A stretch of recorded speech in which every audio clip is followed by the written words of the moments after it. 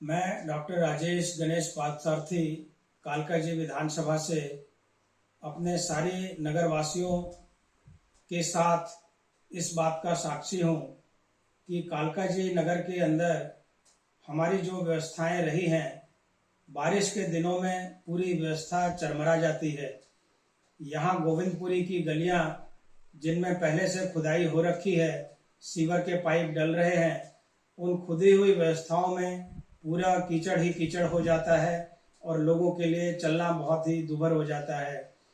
यह काफ़ी जनसंख्या वाला क्षेत्र है, आबादी ज़्यादा है, बच्चे हैं जो स्कूल जाते हैं, बुजुर्ग हैं जो टहलने के लिए जाते हैं, रोज़मर्रा का काम करते हैं, उनके बीच में ऐसी व्यवस्था का होना यह आमंत्रित करता है ऐसे सारे जो हमारे एक्सीडेंट्स हैं उनको, कि कभी भी कोई गिर सकता है और किसी का नुकसान हो सकता है। इसी के साथ हम लोग सड़क पर भी देख रहे हैं कि जो व्यवस्था होनी चाहिए थी सफाई की वो नहीं हो पाई है, जिसकी वजह से जल भराव काफ़ी होता है और जल निकासी नहीं होने की वजह से ट्रैफिक जाम लंबे लंबे समय तक के लिए लगता है।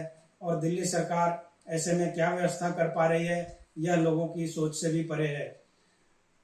दिल्ली सरकार के मुख्यमंत्री ने कहा था कि जमुना को हम बिल्कुल साफ कर देंगे, जमुना का पानी लोग नहाने के लिए इस्तेमाल कर सकते हैं, पीने के लिए भी वह पानी प्रयोग में लाया जा सकता है। वह खुद उसमें डुबकी लगाने की बात कर रहे थे, लेकिन वह जमुना का स्वच्छ जल हमारे सोच से भी परे है। हमारे सपनों में अभी भी दिखाई देता है कि वह कब तक होगा, इसकी कोई अभी दूर दूर तक कोई ऐसी दिखाई नहीं दे रहा।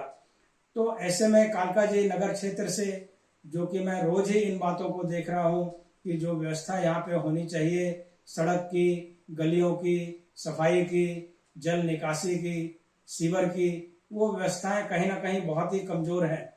लोग सैंपल का पानी जो घरों में पीने के लिए आता है उसको बोतल में ले जाके कंप्लेन कर रहे हैं कि ये पानी हमारे घरों में आ रहा है, जो सीवर से मिश्रित पानी है, जिसको पीने से लोग बीमार होते हैं।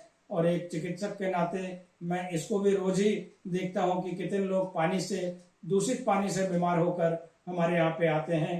किन्हीं का पेट खराब होता है, किन्हीं को टाइफाइड होता है, किन्हीं को और भी ऐसी कई बीमारियां होती हैं। इसी प्रकार से यहाँ का वातावरण, हमारा वायु का प्रदूषण भी दिल्ली का चरम की स्थिति पे, जो अभी फिर से दिवाली के समय पे आ जाएगा ऐसा अनुमान है। तो ऐसी व्यवस्थाओं के लिए दिल्ली सरकार क्या कर रही है, यह बड़े ही दर्दनीय स्थिति इसकी होती जा रही है।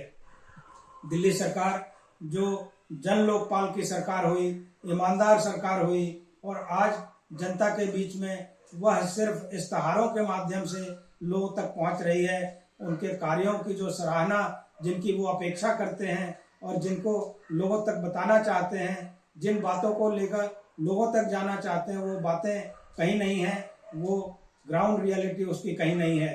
तो इस प्रकार से कालकाजी का नगर क्षेत्र भी, जैसे कि दिल्ली में और दिल्ली वासी जूझ रहे हैं, वैसे कालकाजी नगर वासी भी जूझ रहे हैं।